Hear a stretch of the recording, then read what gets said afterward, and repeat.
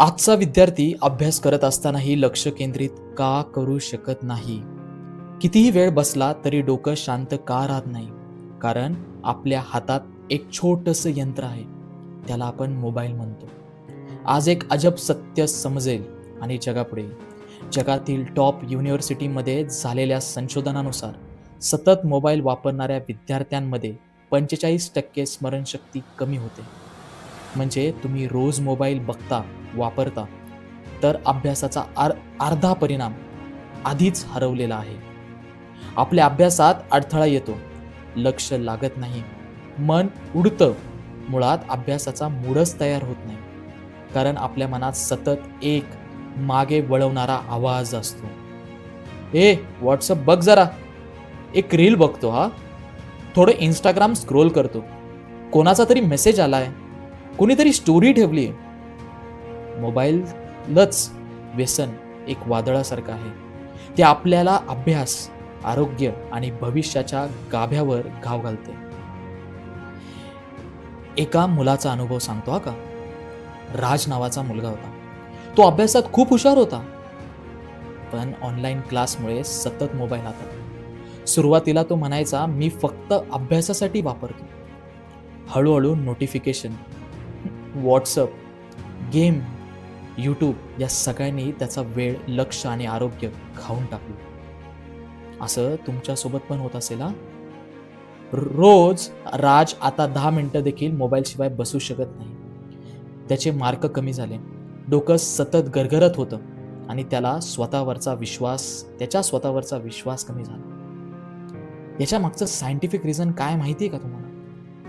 मानवी मेंदू डोपॅमिन नावाचं एक रसायन सोडतो.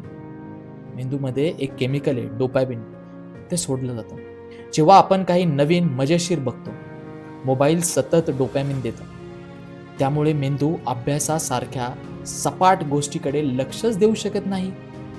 याला म्हणतात डिजिटल डोपॅमिन ॲडिक्शन, एक वेगळंच व्यसन. ही व्यसनाधीनता दारूपेक्षा कमी नाही हा का. युनिव्हर्सिटी ऑफ कॅलिफोर्निया सतत मोबाईल वापरणाऱ्यांना लक्ष केंद्रित करण्यासाठी 23 मिनिटं लागतात असं सांगते. हार्वर्ड युनिव्हर्सिटी सांगते, मोबाईल बंद ठेवून अभ्यास करणाऱ्यांचं स्मरण 37% वाढतं. MIT युनिव्हर्सिटी सांगते, मोबाईलचे 20 नोटिफिकेशन तुमचं IQ तात्पुरतं 10 पॉईंट्सने कमी करतं. याचं सोल्युशन काय आहे? नीट ऐका. अभ्यास करताना मोबाईल दुसऱ्या खोलीत ठेवा. Out of site, out of mind.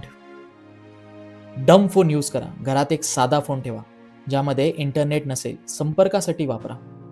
Pomodoro technique वापरा. पोमोडोरो टेक्निक पहिल्यांदा ऐकला असेल म्हणून नीट ऐका. 25 मिनिटं अभ्यास करायचा, 5 मिनिटं विश्रांती घ्यायची, पण त्या विश्रांतीमध्ये मोबाईल वापरायचा नाही. तुमचा मोबाईल बंद ठेवणं कोणीतरी तपासलं पाहिजे, म्हणजेच तुमच्यावरती कोणीतरी लक्ष ठेवलं पाहिजे. जर तुमच्यावरती कोणी लक्ष ठेवत नसेल तर तुम्ही ही जी सवय ती तुम्हाला लागूच शकत नाही. आज मोबाईल आपली शक्ती घेतोय, उद्या तो आपल्या हातातलं भविष्य चोरून नेईल. पण फक्त मोबाईलच व्यसन नाही.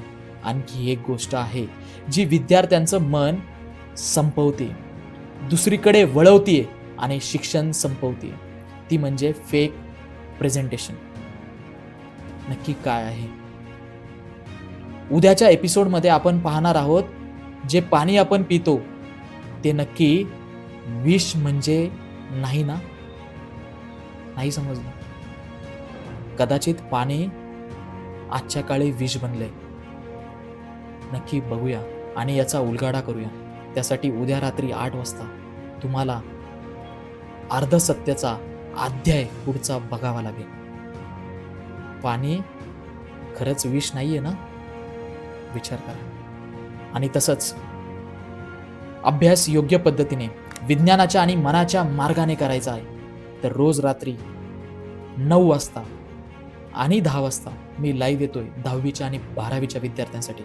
सो लगेचच आज रात्री 9 वाजता लाईव्ह यायला विसरू नका.